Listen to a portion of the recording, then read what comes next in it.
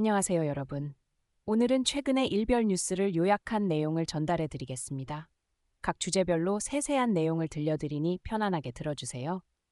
첫 번째 주제입니다. 현대자동차의 조지아주 전기차 공장 건설이 환경보호단체의 이의 제기로 인해 육군 공병단에 의해 환경허가 재검토가 결정되었습니다. 이 공장은 하루에 660만 갤런의 지하수를 사용할 계획이었으나 이 정보는 허가 신청 당시 제공되지 않았습니다. 육군 공병단은 초기 결론을 재평가할 예정이며 현대자동차는 협력을 약속했습니다.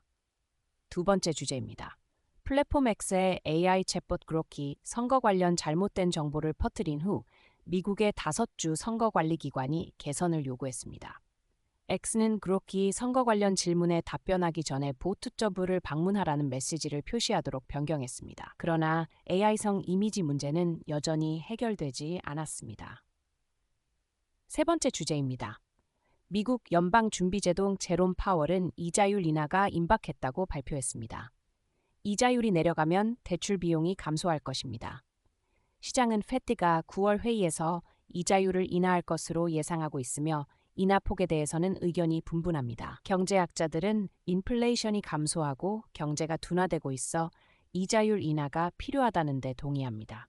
네 번째 주제입니다. CNBC 데일리 오픈 보고서에 따르면 다우 존스 산업 평균 지수가 상승했으나 기술주는 약세를 보였습니다.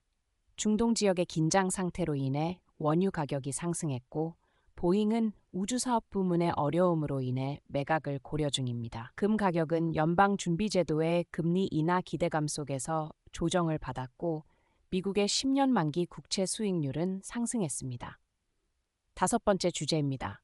메타의 마크 저커버그는 바이든 행정부로부터 2021년 코로나 관련 콘텐츠 검열 압력을 받았다고 밝혔습니다. 그는 당시 내린 결정들에 대해 후회하며 메타는 정책을 업데이트했습니다. 애플은 9월 9일에 AI 기능을 갖춘 아이폰 16을 발표할 예정입니다. 여섯 번째 주제입니다. IBM은 중국 내에서 1000개 이상의 일자리를 줄이고 있으며 이는 미국과 중국 간의 기술 분야에서의 긴장이 고조되면서 일어나는 일입니다. IBM은 중국에서의 연구 운영을 축소하고 있으며 이는 베이징, 상하이, 대련의 직원들에게 영향을 미칩니다. 일곱 번째 주제입니다. 세계금위원회 WGC의 CEO 데이비드 테이트는 중국 금 시장이 세계적으로 중요한 역할을 하고 있으며 앞으로 더 큰 영향력을 발휘할 것으로 예상했습니다. 중국은 세계 최대 금 소비국이자 최대 금 생산국입니다. 여덟 번째 주제입니다.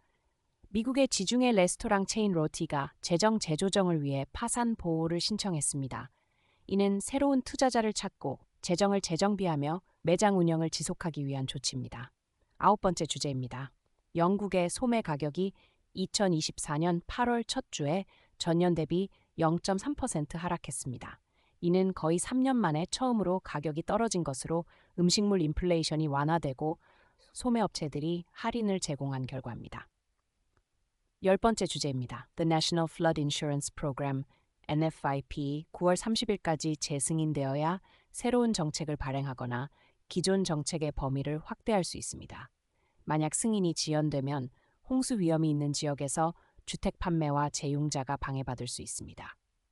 11번째 주제입니다. 텔레그램의 창립자이자 CEO인 파벨 두로프가 프랑스에서 체포되었습니다. 그는 텔레그램 앱을 통한 범죄 활동과 법 집행기관과의 협력 부족에 대한 조사의 일환으로 체포되었습니다. 12번째 주제입니다.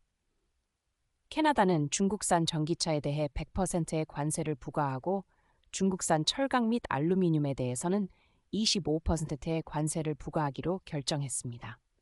이 조치는 중국의 불공정 경쟁에 대응하기 위한 것입니다. 13번째 주제는 암호화폐 시장의 급등으로 인해 새로운 백만장자가 대거 등장했다는 내용입니다. 이는 디지털 자산의 영향력이 커지고 있음을 반영합니다. 14번째 주제는 애플이 9월 9일에 최신 아이폰을 공개할 것으로 예상된다는 내용입니다. 이는 기술 산업의 지속적인 혁신을 시사합니다. 15번째 주제는 도널드 트럼프 전 대통령이 앨런 머스크의 내각 직책 수행 가능성에 대해 언급했다는 내용입니다. 트럼프는 머스크가 정부의 효율성을 높이는 데 도움을 줄 수 있는 천재라고 말했습니다. 16번째 주제는 7월에 저가 주택 판매가 증가하여 주택 시장이 회복 조짐을 보이고 있다는 내용입니다. 이는 소비자 행동의 변화를 나타낼 수 있습니다. 17번째 주제는 아마존이 새로운 AI 알렉사 구독 서비스를 도입할 계획이라는 내용입니다. 이는 기술 제품군을 확장하는 것입니다. 이상으로 오늘의 뉴스 요약을 마치겠습니다. 다음 뉴스에서 또 만나요. 감사합니다.